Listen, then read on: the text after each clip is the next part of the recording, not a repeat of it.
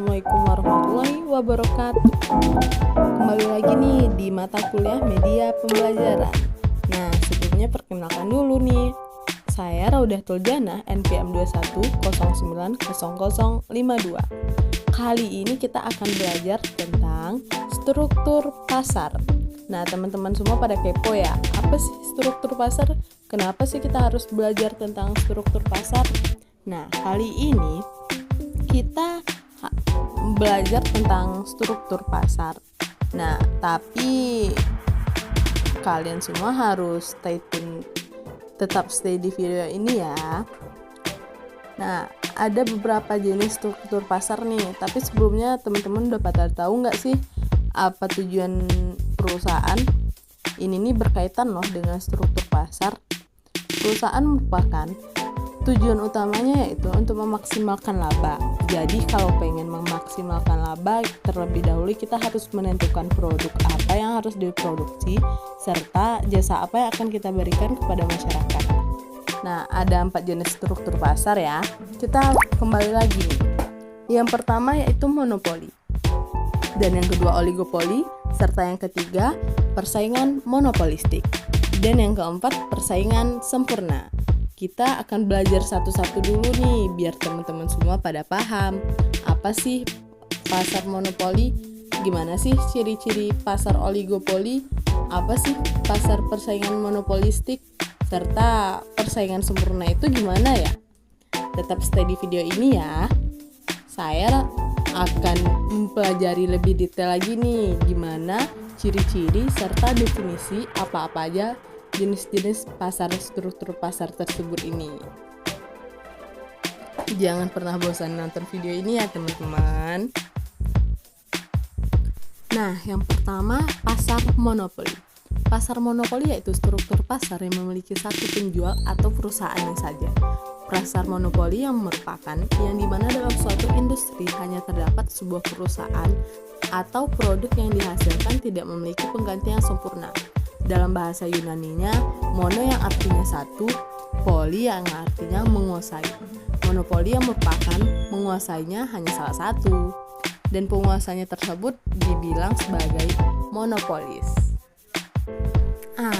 Ada pun beberapa faktor menjadi penyebab di pasar monopoli nih teman-teman. Yang pertama, adanya hambatan teknis. Nah, hambatan teknis sendiri yaitu ketidakmampuan dalam bersaing dengan perusahaan lain yang sudah ada sebelumnya. Yang kedua, hambatan legalitas. Adanya undang-undang dan hak khusus serta memiliki hak paten dan hak cipta lainnya. Nah, untuk yang kedua, pasar oligopoli. Pasar oligopoli yaitu pasar yang dimana jumlah produsen atau penjualnya lebih sedikit, sedangkan pembelinya relatif banyak. Yang kita ketahui yaitu pasar oligopoli merupakan suatu perusahaan atau produksi yang dimana hanya sedikit perusahaan dan suatu perusahaannya dapat mempengaruhi suatu harga. Jadi monopoli satu, kalau oligopoli beberapa. Pokoknya monopoli dan oligopoli mereka dapat menentukan suatu harga deh teman-teman. Kita masuk ke dalam ciri-ciri pasar oligopoli. Yang pertama yaitu penjualannya cenderung lebih bersifat homogen. Dan yang kedua yaitu terdapat di dalamnya dua produsen atau lebih. Serta yang ketiga, sangat memerlukan strategi marketing yang sangat-sangat matang. Dan yang keempat, harga saingnya relatif sama serta sulit ditembus para produsen baru. Nah, ada pun yang ketiga, persaingan pasar monopolistik. Persaingan pasar monopolistik merupakan salah satu jenis pasar yang termasuk ke dalam persaingan pasar yang tidak sempurna. Sebuah pasar yang memiliki banyak konsumen serta adanya komoditas yang berbeda-beda. Yang dimana pasar monopolistik sendiri merupakan pasar yang dimana memiliki beberapa penjual yang menawarkan suatu produk serupa tetapi dia berbeda juga dari beberapa aspek lainnya. Makanya ya ia berbeda dengan pasar persaingan sempurna, tetapi dia juga memiliki informasi yang sempurna loh terkait dengan harga dan kualitas serta ciri-cirinya tidak jauh beda dengan pasar persaingan persaingan sempurna. Lebih tepatnya pasar persaingan monopolistik dalam ibaratnya tidak, dan pasar persaingan sempurna dalam ibaratnya hanya berbanding beberapa. Nah, ciri-ciri pasar monopolistik. Yang pertama yaitu memiliki jumlah produsen atau penjual yang sangat banyak. Diferensi produk serupa namun memiliki karakteristik yang sangat berbeda. Persaingan produsen yang tidak berdasarkan harga, serta adanya kebebasan produsen baru untuk keluar dan masuk pasar itu sendiri. Nah, yang terakhir nih teman-teman, pasar persaingan sempurna.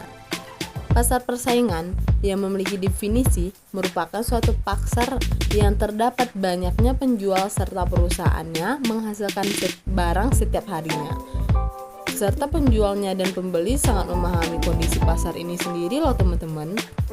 Dengan kata lain, pasar persaingan sempurna sangat bagus dalam bersaing serta sangat relatif lebih meningkat untuk keadaan suatu perusahaan dan pemasaran untuk perusahaan sendiri ya teman-teman. Nah, ciri-ciri pasar persaingan sempurna. Jumlah penjual dan pembeli sangat banyak, barang yang diperdagangkan bersifat homogen, tidak ada hambatan dalam mobilitas sumber ekonomi dari satu usaha ke usaha lainnya, serta penjualan dan pembeli memahami keadaan pasarnya secara sempurna. Nah, gimana nih teman-teman? Kira-kira udah pada paham belum tentang struktur pasar? Maka dari itu, terus tetap stay di video ini ya, dan jangan lupa komen serta like loh video ini. Terima kasih semuanya. Wassalamualaikum warahmatullahi wabarakatuh.